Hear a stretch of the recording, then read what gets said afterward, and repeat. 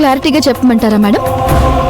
మీరు ఈ కంపెనీ గురించి ఆలోచిస్తూ ఈ కంపెనీలో ఉంటే మీకు రాచ మర్యాదలు, కారు సౌకర్యాలు ఉంటాయి. లేదు, అలా వచ్చి ఇలా వెళ్తానంటే మీకు కారు సౌకర్యం ఇవ్వబడదు. మీ పర్సనల్ కార్లో వెళ్ళండి, లేదా క్యాబ్ బుక్ చేసుకుని వెళ్ళండి. అది మీ తలనొప్పి. నువ్వు చాలా ఓవర్గా చేస్తున్నావు. మాలతి గారు, నేను డ్రాప్ చేస్తాను, రండి.